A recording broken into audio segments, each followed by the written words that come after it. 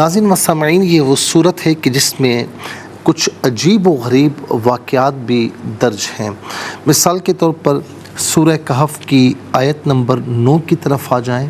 تو ام حسبت ان اصحاب الکہف والرقیم کانوا من آیاتنا عجبا، فرمایا کہ کیا تمہیں معلوم ہوا کہ پہاڑ کی کھو اور جنگل کے کنارے والے ہماری ایک عجیب نشانی تھے۔ تو اسی صورت کی آیت نمبر 9 سے اللہ تبارک و تعالیٰ نے اصحاب کہف کا ذکر فرمایا۔ پھر اسی طریقے سے ناظرین، یہ اصحاب کہف وہ ہیں کہ جن کو 300 سال تک اللہ تبارک و تعالیٰ نے نیند عطا فرمائی یا موت کے لیجیے، اور 300 سال کے بعد یہ اٹھے تھے، اور بڑا یہ عجیب و غریب اپنی نوعیت کا بڑا عجیب واقعہ ہے۔ پھر اسی طریقے سے ناظرین، سورہ کہف کی جو ہے وہ 15ویں پارے میں آپ آخری رکوع میں آ جائیں تو وہاں پر اللہ تبارک و تعالیٰ نے پھر ایک اور عجیب واقعے کا ذکر فرمایا۔ آیت نمبر 60 یعنی 60، وَإِذْ قَالَ مُوسَىٰ لِفَتَاهُ لَا أَبْرَحُ حَتَّىٰ أَبْلُغَ مَجْمَعَ الْبَحْرَيْنِ أَوْ أَمْضِيَ حُقُبًا، کہ اور یاد کرو جب موسیٰ نے اپنے خادم سے کہا کہ میں باز نہ رہوں گا جب تک وہاں نہ پہنچوں جہاں 2 سمندر ملے ہیں، یا کرنوں مدتوں تک چلا جاؤں۔ ناظرین و سامعین، یہ حضرت موسیٰ علیہ السلام اور حضرت خضر علیہ السلام کا جو واقعہ ہے، ملاقات کا تذکرہ ہے۔ تو یہ سورہ کہف کی آیت نمبر 60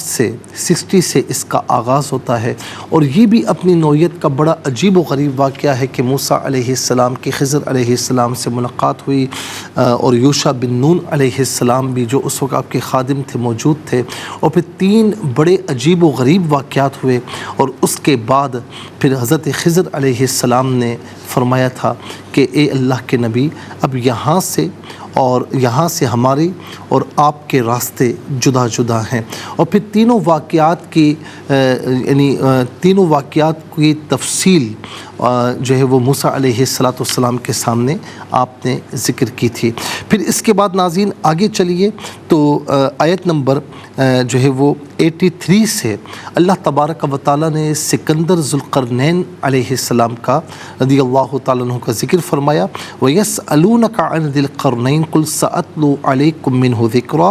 اور تم سے ذوالقرنین کے بارے میں پوچھتے ہیں، تم فرماؤ کہ میں تمہیں اس کا ذکر پڑھ کر سناتا ہوں۔ تو یہاں سے حضرت سکندر ذوالقرنین رضی اللہ تعالیٰ عنہ کا ذکر ہوا، اور ناظرین یہ وہ ہیں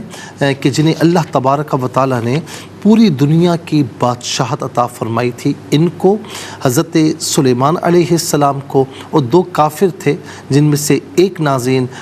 جو ہے وہ نمرود تھا اور دوسرا بخت نصر تھا۔ اور پھر ناظرین اسی جو